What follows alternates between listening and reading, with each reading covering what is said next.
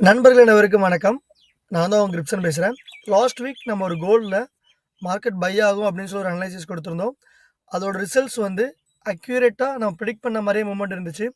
அதோட ரிசல்ட்ஸ் பார்த்தோம் அப்படின்னா, நம்ம குடுத்த ஜோன்லேருந்து கிளியரா ஒரு புல்லிஷா இருக்கு. இன்னொரு விஷயம் என்னன்னா, நம்ம டிரா பண்ண ரெசிஸ்டன்ஸ் லைன்லாம் கிளியரா ஒபே பண்ணி ஒரு சக்ஸஸ்ஃபுல்லா நமக்கு ஒரு ப்ராஃபிட்ட குடுத்துருக்கு. ஸோ இந்த மாரி உங்களுக்கு கால்ஸ் வேணும் அப்படின்னா, நம்மளோட விஐபி சேனல மறக்காம ஜாயின் பண்ணிக்கோங்க. ஸோ அப்பதான் ஃபாரெக்ஸ்ல எப்படி பேசிவா ஏர்ன் பண்ணுங்கிற ஸ்டெப்ஸும், மந்த்லி எப்படி பேசிவா ஏர்ன் பண்ணணும் அப்படிங்கிற வழிமுறைகளும் உங்களுக்கு தெளிவா கிடைக்கும். அட் த சேம் டைம் நீங்க நம்மளோட யூடியூப் சேனல சப்ஸ்கிரைப் பண்ணாம இருந்தீங்க அப்படின்னா, சப்ஸ்கிரைப் பண்ணிக்கோங்க. அப்போதான் என்னென்ன ரீசன்ஸ்னால கோல்டு வந்து புல்லிஷ் ஆகுது, ஃபால் ஆகுது அப்படிங்கிற எல்லா வீடியோவுமே விலாவாரியா உங்களுக்கு கிடைக்கும். சரி வாங்க, அப்கமிங் வீக்ஸ்ல கோல்டோட மூவ்மெண்ட் என்னவா இருக்கும் அப்படிங்கிறத டீட்டெயிலா பார்த்துடலாம்.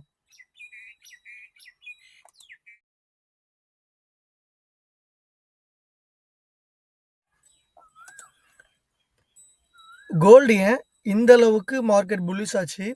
அப்கமிங் வீக்ஸ்ல புல்லிஷ் ஆகுமா? இல்ல பேரிஷ் ஆகுமா? அப்படிங்கிற கிளியர் எக்ஸ்ப்ளனேஷன் வீடியோல போகும்போதே ஒன் பை ஒன்னா சொல்லுவேன்.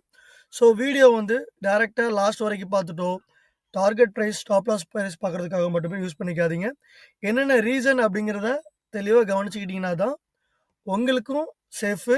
எனக்கு சேஃபே கிடையாது. பிரச்சனை கிடையாது. நீங்க லாபம் பார்த்தாலும், நஷ்டமானாலும் எனக்கு எந்தவித ப்ராப்ளம்ஸும் கிடையாது. ஸோ கவனமா கேளுங்க. அப்போதான் நீங்க வந்து பெரிய லாஸஸ சந்திக்கலனாலும், சின்ன லாஸஸோட நீங்க வந்து எக்ஸிட் ஆக முடியும். கோல்ட பொறுத்தளவுக்கு மார்க்கெட் கிளியரான ஒரு அப் ட்ரெண்ட்ல இருக்கு. அதோட சேனல வந்து டிராப் பண்ணிக்கிறேன். ஸோ அப்போதான் அடுத்தடுத்த லெவல்ஸ் என்ன அப்படிங்கிறது உங்களுக்கு கிளியரா புரியும். மார்க்கெட் கிளியரான ஒரு அப் ட்ரெண்ட்ல இருக்கு. அதுல வந்து நமக்கு எந்தவித ஆட்சேபனையுமே இல்ல. இதோட support and resistance level drop பண்ணிட்டா தான் மார்க்கெட் அடுத்தடுத்து எந்தெந்த ரீஜன்ஸ்க்கு போகும் அப்படிங்கிறது நமக்கு தெளிவா கிடைக்கும். ஸோ நம்மளோட ஃபர்ஸ்ட் ரெசிஸ்டன்ஸ் ஜோன் எங்கே இருக்கு அப்படின்னு பார்த்தோம்னா, 1994க்கு மேல, அதாவது நமக்கு 2000 கிட்ட நம்மளுக்கு முதல் ரெசிஸ்டன்ஸ் ஜோன் இருக்கு. அத நம்ம வந்து R1 அப்படின்னு மென்ஷன் பண்ணிக்கலாம். அடுத்தபடியா மார்க்கெட் அந்த ஜோன பிரேக் பண்ணுச்சு அப்படின்னா, அதுக்கும் மேல இருக்கிறது 2074. இது ஆல்மோஸ்ட் ஆல் டைம் ஹை கூட. இது வந்து நம்மளோட 2வது ரெசிஸ்டன்ஸ் ஜோன்.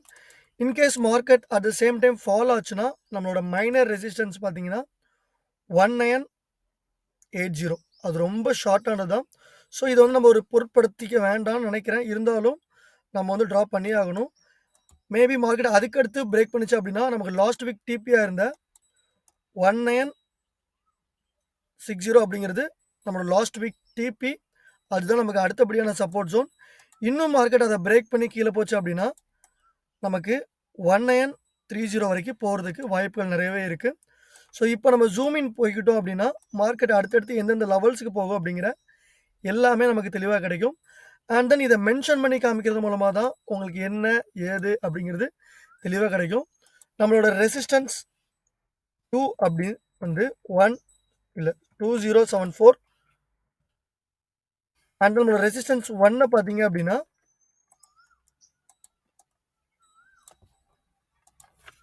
R1 வந்து நமக்கு 2000. அண்ட் தென் சப்போர்ட் 1 பார்த்தோம் அப்படின்னா 1980 வந்து நமக்கு வந்து மைனர் சப்போர்ட். இது வந்து 12ல போட்டுட்டோம் அப்படின்னா, கொஞ்சம் பார்க்கறதுக்கு கொஞ்சம் ஈஸியா இருக்கும். ஸோ இதையுமே நம்ம வந்து 12 சைஸ்ல போட்டுக்கலாம். மார்க்கெட் அதையும் பிரேக் பண்ணி கீழ போச்சு அப்படின்னா, நமக்கு அடுத்தபடியான லாஸ்ட் வீக் சப்போர்ட் வந்து 1960. அது வந்து நமக்கு சப்போர்ட் 2 1960. மேபி இன்னும் மார்க்கெட் அதையும் பிரேக் பண்ணி கீழ போச்சு அப்படின்னா, மார்க்கெட் நம்ம கண்டிப்பா 1938 இருந்து 1930 வரைக்கும் போறதுக்கு வாய்ப்புகள் இருக்கு. சப்போர்ட் வந்து 1930. ஸோ இப்போ இந்த வாரத்துல வந்து மார்க்கெட்டு அதிகபட்சமா 2074 போகணும். இல்ல நம்ம லோவா பார்க்கும்போது நமக்கு 1930 வரைக்கும் போகணும். ஸோ இதுதான் நம்மளோட லெவல்ஸு. நம்ம வீடியோல பிகினிங்லயே சொல்லியிருந்தேன், என்ன ரீசன்ஸ்னால கோல்டு வந்து புல்லிஷ் ஆச்சு அப்படிங்கிறத தெளிவா தெரிஞ்சுக்கணும் அப்படின்னு. முதல் ரீசன் என்ன அப்படின்னு பார்த்தோம் அப்படின்னா, 2 பேங்க், நம்ம மேஜர் பேங்க் வந்து திவாலா ஆகக்கூடிய சிச்சுவேஷன், அதாவது ஸ்கேம் நடந்ததா வந்து ரிப்போர்ட் வந்துச்சு லாஸ்ட் வீக். அதுல இருந்தே மார்க்கெட் கிளியரான ஒரு புல்லிஷ் ஆச்சு. மார்க்கெட் கடந்த 11 மாசத்துல இந்த அளவுக்கு இவ்ளோ புல்லிஷ் ஆயிருக்கு. At the same time upcoming டேஸ்லயுமே வந்து கோல்டு வந்து புல்லிஷ் ஆகுறதுக்கு நெறைய வாய்ப்புகள் இருக்கு அப்படின்னு இன்ட்ரெஸ்ட் ரேட் வந்து ஹைக் ஆகுற பாசிபிலிட்டிஸும் சொல்லியிருக்காங்க. இதுதான் வந்து கோல்டு இந்த அளவுக்கு புல்லிஷ் ஆகக்கூடிய ரீசன். இது தவிர்த்து வேற எந்த ஹிடன் நியூஸஸ் எதுவுமே கிடையாது. இப்போ வந்து மார்க்கெட் என்ன பொறுத்தளவுக்கு என்ன ப்ரொஜெக்ஷன்ல இருக்க போகுது அப்படிங்கிறத ட்ரா பண்ணி, அதோட ரீசன்ஸ் வந்து தெளிவா உங்களுக்கு ஒன் பை ஒன்னா சொல்லப் போறேன். ஸோ ஸ்கிப் பண்ணாம தெளிவா கவனிங்க. என்னோட அனலைசிஸ் படி பார்க்கும்போது, மார்க்கெட் இன்னும் புல்லிஷ் ஆக போகுது அப்படிங்கிறத தெளிவா, ஸ்ட்ராங்கா சொல்றேன். மார்க்கெட் இன்னும் அப் ட்ரெண்ட்ல தான் இருக்கு. மார்க்கெட் இந்த இடத்துல இருந்தே புல்லிஷ் ஆகுமா? இல்ல கொஞ்சம் ஃபால் ஆயிட்டு புல்லிஷ் ஆகுமா அப்படின்னு கேட்டீங்கன்னா, அஸ் யூசுவல் மார்க்கெட் வந்து பை ட்ரெண்டே இருந்தாலும் கண்டிப்பா ஒரு ரீடெஸ்ட் கொடுக்கும். என்ன பொறுத்தளவுக்கு மார்க்கெட் ஒரு ஃபால் ஆல்மோஸ்ட் நம்ம லாஸ்ட் வீக் சப்போர்ட்டா இருந்த 1960 வரைக்கி ஃபால் ஆகிட்டு தான் புல்லிஷ் ஆகும். ஸோ பை கால் எடுக்கிறவங்க 1960ல பை கால் எடுத்து டார்கெட் பிரைஸ் வந்து நம்ம 2074 ஆல் டைம் ஹை வரைக்கும் வச்சுக்கலாம். நம்மளோட ஸ்டாப் லாஸ் பார்த்தீங்க அப்படின்னா 1830 வரைக்கும் நம்மளோட ஸ்டாப் லாஸ் பிரைஸா வச்சுக்கலாம். ஸோ நம்ம என்ட்ரி எடுக்கக்கூடிய பொசிஷன் பார்த்தீங்க அப்படின்னா 1965 வந்து நம்ம வந்து என்ட்ரி எடுக்கக்கூடிய பொசிஷன். டார்கெட் பிரைஸ் பார்த்தீங்க அப்படின்னா 2074 அப்படிங்கிறத தான் நம்மளோட டார்கெட் பிரைஸ். ஸோ இது நமக்கு இடையில கொஞ்சம் சங்கடமா இருக்கிறது வந்து 1980. ஸோ இது வந்து ஒரு மேஜர் சப்போர்ட் ஜோனே இல்ல. அத நம்ம ரிமூவ் பண்ணிக்கிட்டோம் அப்படின்னா, சார்ட்ஸ் பார்க்கறதுக்கு இன்னும் கொஞ்சம் அழகா இருக்கும். அப்போ மார்க்கெட் வந்து அப்கமிங் வீக்ஸ்ல கிளியரான புல்லிஷ் எப்படி இருக்கும் அதோட மூவ்மெண்ட் அப்படின்னு பார்த்தோம்னா, மார்க்கெட் கிளியரா இந்த இடத்துல இருந்து ஒரு 2000 டச் பண்ணிட்டு ஒரு ஃபால் குடுத்து ஒரு புல்லிஷ் ஆகும் 1. மேபி மார்க்கெட் இந்த மாரி பிஹேவ் பண்ணல அப்படிங்கிற பட்சத்துல, மார்க்கெட் இந்த இடத்துல இருந்தே ஒரு ஃபால் ஆயிட்டு ஒரு புல்லிஷ் ஆகும். ஸோ இதுதான் வந்து என்னோட கணிப்பு. இதுல மார்க்கெட் வந்து டைரக்ட்டா ஃபால் ஆகுறதுக்கு வாய்ப்புகள் ரொம்ப ரொம்ப கம்மி. ஸோ பை ட்ரெண்ட் தான் இருக்கு. மார்க்கெட் கொஞ்சம் கீழ போனாலும் நீங்க வந்து பை எடுத்து ப்ராஃபிட் பண்ணிக்கலாம். ஸோ செல் கால் யாராவது இருந்தீங்க அப்படின்னா, மறக்காம 1960 வந்ததும் க்ளோஸ் பண்ணிட்டு ப்ராஃபிட் புக் பண்றது ரொம்ப ரொம்ப நல்ல விஷயம் அப்படிங்கிறத சொல்லிக்கிறேன். இப்ப என்னென்ன ரீசன்னால கோல்டு வந்து புல்லிஷ் ஆகப் போகுது அப்படிங்கிறத தெளிவா சொல்லிக்கிறேன். என்ன பொறுத்தளவுக்கு மார்க்கெட் கிளியரா பேட்டர்ன் படி பார்க்கும்போது, நமக்கு ஒரு கிளியரா ஒரு டபிள்யூ பேட்டர்ன் வந்து ஃபார்ம் ஆயிருக்கு. அதையும் நான் கீழ டிராப் இங்க பாருங்க. மார்க்கெட் இந்த இடத்துல இருந்து ஒரு டபிள்யூ பேட்டர்ன் ஃபார்ம் ஆயிருக்கு. அட் த சேம் டைம் நமக்கு டபுள் பாட்டமும் நமக்கு கிடைச்சிருக்கு. அதையும் நான் உங்களுக்கு ஒரு ஆர்க்கா டிராப் பண்ணி காமிக்கிறேன். இந்த இடத்துல இருந்து பார்த்தோம் அப்படின்னா, இதுல ஒரு ஆர்க் நமக்கு கிடைச்சிருக்கு. அட் த சேம் டைம் அது பக்கத்திலே பாருங்க நமக்கு இன்னொரு ஆர்க்கும் கிடைச்சிருக்கு. இந்த இடத்துல இருந்து டிராப் பண்ணும்போது நமக்கு ஒரு டபுள் பாட்டமும் கிடைச்சிருக்கு. பிளஸ் நம்ம டபிள்யூ பேட்டர்னையும் பிரேக் பண்ணியிருக்கு. அது கிளியரா மென்ஷன் பண்ணி இங்கே பாருங்க. ஒரு டபிள்யூ பேட்டர்னையும் இந்த இடத்துல ஒரு பிரேக் பண்ணியிருக்கு. இந்த பிரேக் அவுட் ரீஜன் இருக்குல்ல, இந்த பிரேக் அவுட் ரீஜன் பாருங்க. இது நம்மளோட மேஜர் சப்போர்ட் ஜோனா இருந்திருக்கு. ஸோ இது வந்து நமக்கு ஒரு மெயின் ரீசன். ஒரு பிரேக் அவுட் நமக்கு கிளியரா கொடுத்திருக்கு. இது வந்து நமக்கு 2வது ரீசன். கோல்டு வந்து புல்லிஷ் ஆகுறதுக்கு இது வந்து 2வது ரீசன். இத நம்ம கொஞ்சம் டார்க்கா மென்ஷன் பண்ணிக்கலாம் பேக்ரவுண்ட.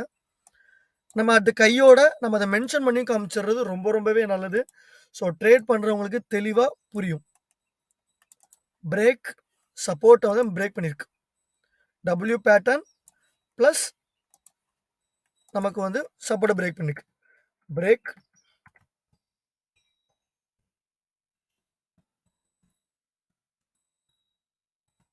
W pattern and resistance 1960.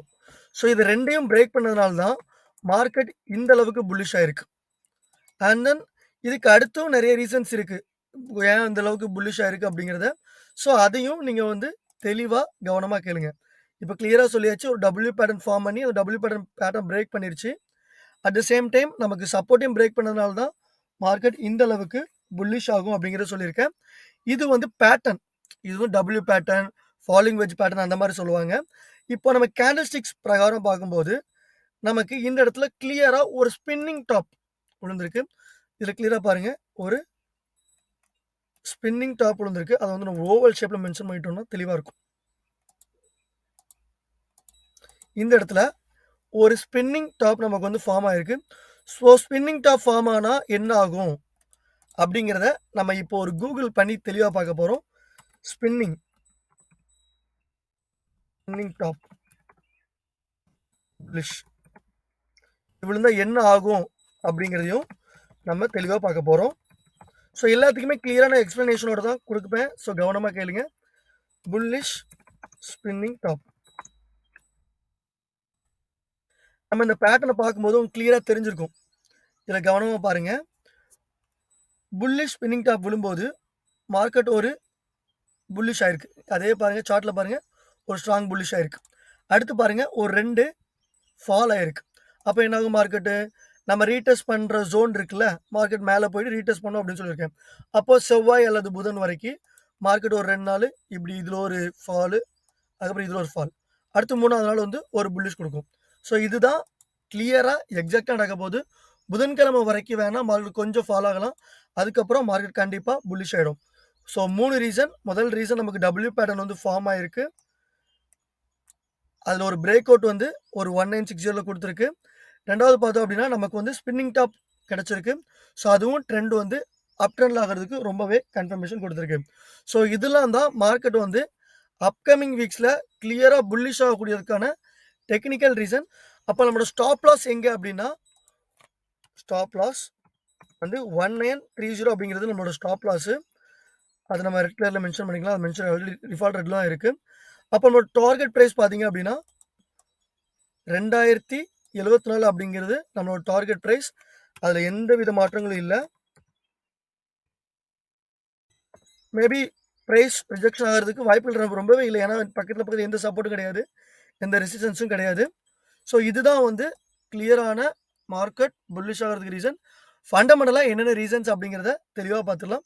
ஃபண்டமெண்டலாக எடுக்கும்போது நம்ம மேஜராக எப்போவுமே டிஎக்ஸ்ஐ தான் எடுப்போம். ஸோ அதையும் நம்ம வந்து தெளிவாக டிஎக்ஸ்ஐ சார்ட்டில் பார்த்துடலாம். டிஎக்ஸ்ஐ பொறுத்தளவுக்கும் நம்ம ப்ரெடிக்ட் பண்ண மாதிரி மார்க்கெட் கிளியரான ஒரு டவுன் ட்ரெண்ட்லாம் இருக்குது. அதுலேயும் எந்த வித மாற்றங்களும் இல்லை. கிளியராக பாருங்கள், ஒரு சப்போர்ட் ரெசிஸ்டன்ஸ் ஒபே பண்ணி மார்க்கெட் போயிட்டே இருக்கு. ஸோ மார்க்கெட் எப்போ இந்த ஜோன், அதாவது 103 அப்படிங்கிற ஜோனை பிரேக் பண்ணுதோ அப்போ மார்க்கெட் கண்டிப்பாக கோல்டு 2074 போயிடும். அதில் எந்த வித மாற்றங்களும் இல்லை. ஸோ நமக்கு பிரேக் அவுட் ஜோன் வந்து 103.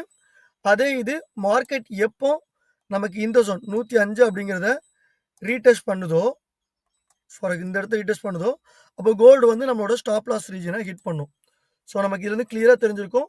மார்க்கெட் வந்து இந்த இடத்துக்கு கீழே போகும்போது கோல்டு 2024 போயிடும். மார்க்கெட் இந்த இடத்த ரீடெஸ்ட் பண்ணும்போது கண்டிப்பாக நமக்கு ஸ்டாப் லாஸ் ஹிட் ஆகிடும். அதில் எந்த வித மாற்றங்களும் இல்லை. அப்போது நம்ம அப்கமிங் வீக்ஸில் ஃபண்டமெண்டலாக என்னென்ன நியூஸஸ் இருக்குது அப்படிங்கிறத தெளிவாக பார்த்துடலாம். ஃபண்டமெண்டல் நியூஸஸ் வச்சு பார்க்கும்போது ஃபாரெக்ஸ் ஃபேக்ட்ரி போனால் நமக்கு வந்து கிளியரான நியூஸஸ் எதெல்லாம் இருக்குது அப்படிங்கிறது தெரியும். அப்கமிங் வீக்ஸில் நிறையவே நியூஸஸ் இருக்குது. ஸோ கவனமாக ட்ரேட் பண்ணுங்கள். இன்ட்ரெஸ்ட் ரேட் ஹைக் பண்ணுறேன்னு சொல்கிறாங்க, அது சொல்கிறாங்க, இது சொல்கிறாங்க.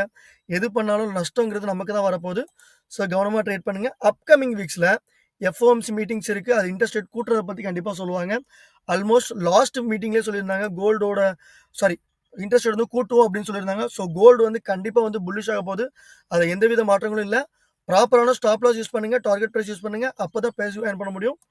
ஸோ கவனமாக கேளுங்க. இன்னொரு முறையும் உங்களுக்கு தெளிவாக சொல்கிறேன். Last but not least, gold வந்து கிளியரான ஒரு அப் ட்ரெண்ட் தான் ஆக போகுது. கிளியராக வந்து ஒரு புல்லிஷ் ஆக போகுது. நம்மளோட ஸ்டாப் லாஸ் வந்து பார்த்தீங்க அப்படின்னா 1930, டார்கெட் ப்ரைஸ் வந்து 2074. ரீசன்ஸ் வந்து ஸ்பின்னிங் டாப் விழுந்திருக்கு. அட் த சேம் டைம் நமக்கு வந்து டபிள்யூ பேட்டர்னில் பிரேக் அவுட்டும் கொடுத்துருக்கு. ஸோ இதுதான் வந்து பக்காவான ரீசன்ஸ். மறக்காமல் நம்ம சேனல் சப்ஸ்கிரைப் பண்ணிக்கோங்க. அடுத்தடுத்த வீடியோஸ் அப்போ தான் உங்களுக்கு தவறாமல் கிடைக்கும். நன்றி, வணக்கம்.